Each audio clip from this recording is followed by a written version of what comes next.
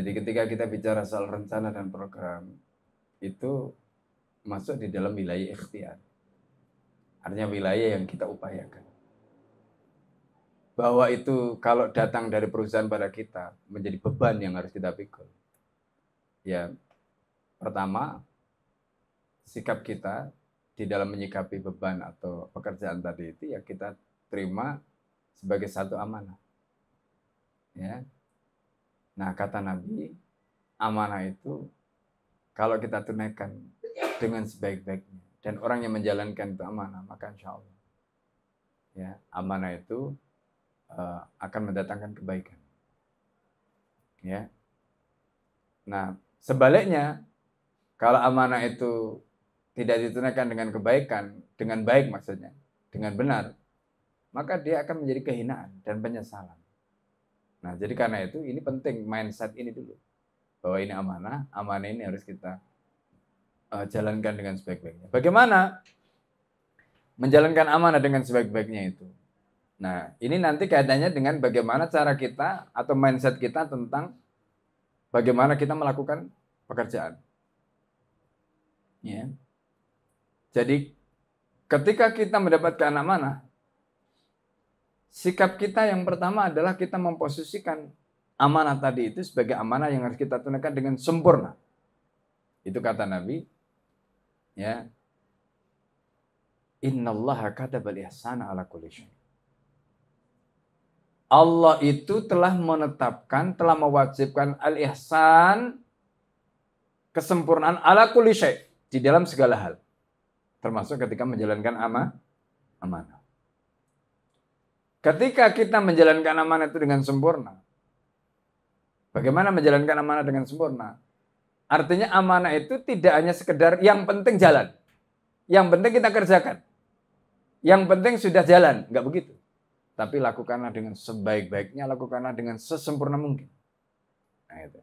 Jadi kalau misalnya kita membuat target capaian misalnya 10 ya, kalau kita bisa mencapai 10, kalau tidak ya 9. Jangan sampai 10 yang tercapai cuma 2. Itu artinya yang penting jalan. Tapi tidak sempurna. Karena apa? Skornya tadi itu jauh sekali dari apa yang menjadi harapan kita. Itu namanya menjalankan amanah dengan sempurna. Innallaha katabal ihsana ala kulli syai'. Nah, kemudian ini kalau kita bicara soal bagaimana kita menjalankan amanah tadi itu supaya bisa sempurna tadi, berarti kita itu harus meningkatkan apa? Kompetensi. Ya kan? Kita itu harus meningkatkan kompetensi. Nah, kompetensi itu butuh yang namanya knowledge, pengetahuan. Ya, berarti kalau itu sudah amanah, berarti kita harus pelajari. Ya kan? Bagaimana supaya amanah itu kita bisa jalankan. Nah, itu knowledge. Yang kedua, kompetensi itu butuh yang namanya understanding, pemahaman.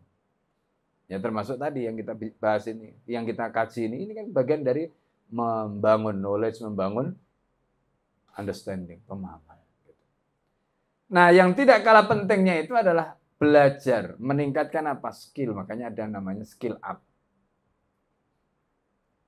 Kadang-kadang kegagalan itu terjadi karena mungkin skill kita kurang terlatih. Ya. Nah, karena itu salah satu kompetensi yang harus kita tingkatkan itu adalah meningkatkan skill, keterampilan. Itu juga bagian dari cara kita untuk meningkatkan. Supaya apa? Tadi itu. Apa yang kita ingin wujudkan itu bisa kita lakukan dengan sempurna. Jadi understanding, kemudian knowledge, skill. Nah, termasuk diantaranya adalah attitude, sikap kita. Ya kan? Sikap kita ketika merespon. Misalnya gini, tidak semua yang menjadi target kita itu berhasil. Tapi jangan jadikan kegagalan itu kemudian akhirnya ya sudah kan saya ini mampunya cuma segini. Nah, berarti Anda mental cemen kalau begitu. Terus bagaimana caranya? Jadikanlah itu sebagai cambuk harusnya ya tak? Untuk apa? Memperbaiki. Oh ya, ini kemarin saya salah karena ini problemnya saya di sini. Harusnya saya nggak begini. Ini harus saya perbaiki. Begitu. Nah, nanti bangkit. Itu sikap. Jadi nggak mudah menyerah.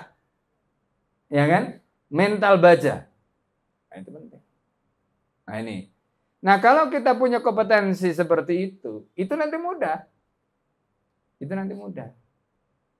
Ya, supaya kemudian kita bisa mewujudkan apa menjadi target-target. Jadi stres tadi itu mungkin karena selain beban, cuma mungkin problem berikutnya itu tadi gimana caranya untuk meningkatkan tadi itu atau mencapai tadi itu. Karena mungkin belum kebayang kan. Nah itu. Nah karena itu poin berikutnya selain tadi ya melakukan upaya melakukan dengan sempurna, kemudian meningkatkan bagaimana kompetensi sampai itu terwujud. Jangan lupa poin yang paling penting termasuk yang kita bicarakan tadi itu apa? Iktimad Allah. Bersandarnya kepada Allah itu jangan lupa. Karena sebaik apapun rencana kita, sesempurna apapun kita mengeksekusi, termasuk kompetensinya sehebat apapun, kalau Allah belum menghendaki, jadi apa tidak? Tidak jadi. Maka jangan lupa iktimad Allah. Bersandar pada Allah. Supaya apa? Nggak stres. Nah, itu caranya. Nah, kalau kita itu nanti bersandar pada Allah, melibatkan Allah di dalam ikhtiar kita, maka nanti Allah akan tuntun. Allah akan bantu. Ya, Allah akan bantu. Kadang-kadang Allah itu ngasih musibah. Tadi kan kita sudah sebut. Allah ngasih musibah. Itu bukan Allah ingin menggagalkan rencanamu, justru Allah ngasih kamu keberhasilan yang mungkin kamu nggak duga. Saya tahun 2019 membangun pesantren. Waktu COVID. Sebelum COVID itu. Ya kan? Karena pesantren ini kita bangun dengan wakaf. Di suatu tempat.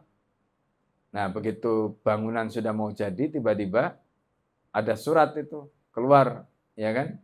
Dari pihak yang berkuasa ketika itu untuk menghentikan pembangunan tadi karena ada fitnah dari saingan atau orang yang merasa tersaingi tadi. Ini namanya qadha. Gitu. Bayangkan kita sudah nerima santri, bangunan sudah kita bangun, uang sudah masuk ke situ 1,4 M. Apa enggak ngeluh kita? Nah, tapi kita punya Allah. Terus kita husnudzan pada Allah. Setiap malam kita bangun malam. Minta sama Allah, nangis sama Allah, ya Allah. Kami yakin semua ini terbaik. Ternyata apa? Allah punya rencana lebih indah. Kenapa? Oh, ternyata di tempat tadi kamu enggak akan bisa lari. Karena banyak yang gandoli. Banyak yang merintangi. Allah kemudian berikan kita jalan yang lain di tempat yang sekarang itu. Dan ternyata di situ, ya bayangkan ya, kan kita nggak membayangkan dalam waktu 5 tahun semua set plan yang kita bikin itu semua bisa kita wujudkan. Dalam waktu 5 tahun. Nggak kebayang. Padahal kita nggak punya modal. Jadi kalau kita hitung aset ini ya, aset pesantren hari ini itu sudah lebih dari 50 miliar. Dalam waktu 5 tahun. Padahal kita sempat diterpedu. Tapi karena kita husnudzan pada Allah, mungkin ini caranya Allah untuk memberikan yang terbaik. Akhirnya betul. Kita nggak boleh sama Allah di situ. Dipindahin ke tempat lain. Dan ternyata di situ lebih cepat daripada tempat tadi. Paham maksudnya ya?